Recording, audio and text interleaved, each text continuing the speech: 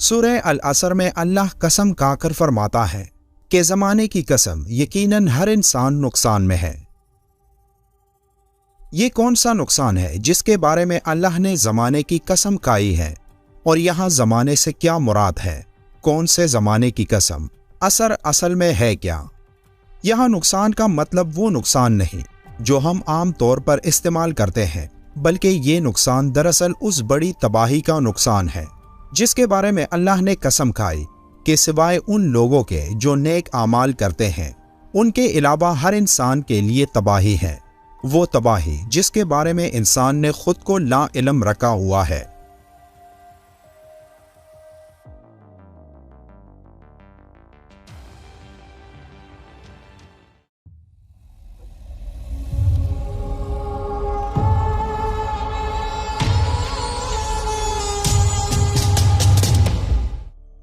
سورہ عصر قرآن مقدس کی ترتیب کے لحاظ سے 103 نمبر سورت ہے۔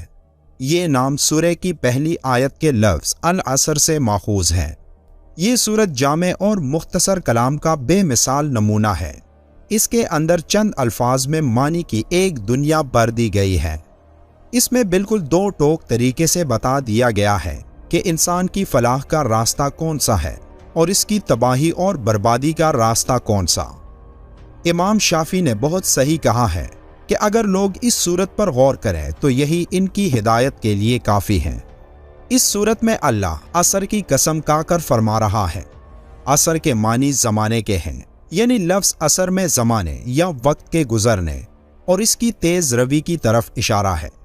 بعض مفسرین نے والعصر سے مراد نماز عصر کا وقت یعنی زمانہ بھی لیا ہے کہ یہاں پر اللہ تعالیٰ نے عصر کی نماز کی وقت کی قسم یاد فرمائی ہے، اس لیے کہ یہ نماز درمیانی نماز ہے۔ حدیث شریف میں آیا ہے کہ نماز عصر کی فکر کرو کیونکہ یہ بڑی خطرے والی نماز ہے۔ خطرے والی نماز سے مراد یہی ہے کہ یہ دن کی درمیانی نماز ہے، اس لیے اس کے چھوٹنے یا قضا ہونے کا خطرہ زیادہ ہوتا ہے۔ عام طور سے عصر کے وقت لوگ اپنے کاموں، تجارت، نوکری یا دیگر مصروفیات میں گم ہوتے ہیں، اس لیے یہاں بعض مفسرین نے یہ معنی لیا ہے کہ والعصر فرما کر اللہ تعالیٰ عصر کی نماز کے وقت کی قسم یاد فرما رہا ہے تاکہ اس نماز کی اہمیت کو واضح کر دیا جائے۔ لیکن اس کے علاوہ یہاں ایک ایسی بات بھی پوشیدہ ہے جو اپنے اندر ایک پوری کائنات رکھتی ہے۔ لفظ عصر اصل میں نچوڑنے کو کہتے ہیں، جس عصر یعنی زمانے کی قسم کھائی گئی ہے۔ یہ قسم اس اہمیت کی بنا پر ہے جو دن کے اس موقع کو حاصل ہے، کیونکہ یہ وقت انسانوں کی حیات اور نظام زندگی کے خاتمے کا وقت ہوتا ہے، اور یہ وقت انتہائی مختصر ہوتا ہے جو جلدی گزر جاتا ہے۔ دن کے کام اپنے انجام کو پہنچتے ہیں، پرند و چرند اپنے اپنے آشیانوں اور ٹھکانوں کو لوٹتے ہیں، سورج مغرب میں اپنا سر چھپا لیتا ہے اور فضا بتدریج تاریک ہوتی چلی جاتی ہے۔ یہ اختتام اور تغیر انسان کو خدا کی شاندار قدرت کی طرف جو اس نظام پر حاکم ہے متوجہ کرتا ہے، اور حقیقت میں یہ توحید کی نشانیوں میں سے ایک نشانی اور پروردگار کی آیتوں میں سے ایک آیت ہے جو قسم کے لائق ہے۔ اس سورت کی پہلی آیت میں اللہ انسان کو زمانے یعنی وقت کی اہمیت کا بتا رہا ہے کہ وہ لوگ نقصان میں ہیں جو وقت کو نہیں سمجھتے، کیونکہ وقت ایک ایسی چیز ہے جو گزر جاتی ہے اور واپس نہیں آتی۔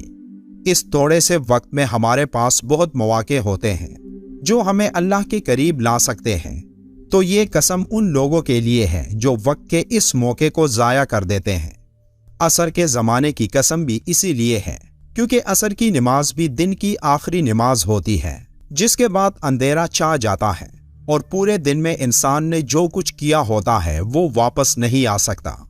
اس کی مثال ایسی ہے جیسے کوئی برف کے ٹکڑے فروخت کرتا ہے جو دن کی روشنی میں تیزی سے پگھلتی ہے، اس لیے اس شخص کی کوشش ہوتی ہے کہ جلد سے جلد اس تمام برف کو فروخت کر کے زیادہ سے زیادہ منافع کمائے، کیونکہ اگر وہ برف فروخت کیے بغیر پگھل گئی تو اس کے پورے دن کی محنت ضائع ہو جائے گی، یعنی عمر کی جو مدت انسان کو دی گئی ہے وہ برف کے گلنے کی طرح تیزی سے گزر رہی ہے۔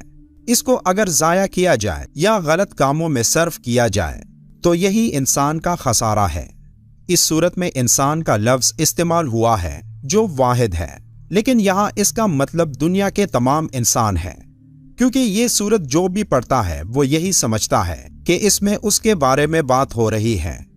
جیسے قیامت کے روز ہر انسان اپنے بارے میں ہی فکر مند ہوگا سوائے حضرت محمد صلی اللہ علیہ وآلہ وسلم کے۔ انسان خسارے سے الگ نہیں ہو سکتا، کیونکہ خسارے کے معنی ہے اصل مال کا ضائع ہو جانا، اور انسان کا اصل مال اس کی عمر ہے، اور وہ بہت کم اپنی عمر کے ضائع ہونے سے بچ سکتا ہے، کیونکہ انسان کے اوپر جو وقت بھی گزر رہا ہے اس سے اگر وہ گناہوں میں مصروف رہے تو اس کے نقصان میں کوئی شک نہیں۔ سورہ العصر کی اس آیت میں یہ وارننگ دی گئی ہے کہ ہر انسان اصل میں خسارے اور نقصان میں مبتلا ہے سوائے مومنین اور صالحین کے۔ سورہ عصر وہ 4 نکاتی ایجنڈا ہے جو انسان کو دنیا اور آخرت کی کامیابیوں سے ہمکنار کر سکتا ہے، یعنی ایمان، عمل صالح، تواصو بالحق اور تواصو بالصبر۔ سورہ عصر کا اگر گہرائی سے جائزہ لیں تو جو بات سمجھ میں آتی ہے تو وہ یہ کہ یہی چاروں امور نیکی پر گامزن لوگوں اور برائی پر گامزن لوگوں دونوں کو کسی نہ کسی حال میں برداشت کرنا پڑتے ہیں۔ مثلا ایک چور اگر چوری کرتا ہے تو سب سے پہلے اس کا دل اسے یہ یقین دلاتا ہے کہ یہ کام منافع بخش ہے، اسے کر دو تو مفت میں امیر ہو جاؤ گے، گویا وہ اس پر ایمان لاتا ہے۔ پھر چوری کرنے کے لیے ہاتھ پاؤں مارتا ہے، یعنی عمل کرتا ہے جس پر ایمان لایا۔ پھر جب وہ چوری کرنے میں کامیاب ہو جاتا ہے تو اپنے جیسے لوگ ڈھونڈتا ہے، ان کو اس کام کی طرف مائل کرنے کے لیے دلائل دیتا ہے، یعنی تواصو بالحق کی شک پر عمل درآمد کرتا ہے۔ پھر اگر وہ چوری کا پیشہ اپنا لیتا ہے تو ظاہر ہے کبھی نہ کبھی تو پکڑے بھی جانا ہوگا، تو نتیجتاً جو مار اسے کھانی پڑتی ہے اس پر صبر بھی کرتا ہے۔ تو گویا ایک چور کو بھی ان چاروں مراحل سے گزرنا پڑتا ہے۔ تو کیوں نہ انسان حق کا راستہ اپنائے، انبیاء کے طریقے پر چلیں، تاکہ کامیابی اس کا مقدر بنے، اور تاکہ زندگی کے اس کاروبار میں جس کا اصل سرمایہ وقت ہے، اس سے قیمتی چیز کوئی اور ہے ہی نہیں، اس کی قدر کریں، سمجھیں اور اس کو مفید کاموں میں لگائیں۔ سورہ عصر کا یہی پیغام ہے جس پر غور کر کے انسان کامیاب ہو سکتا ہے۔ ویڈیو کے آخر میں ایک بار درود شریف پڑھنا مت بھولیے گا۔ ملتے ہیں ایک اور معلوماتی ویڈیو میں، تب تک کے لیے اللہ حافظ۔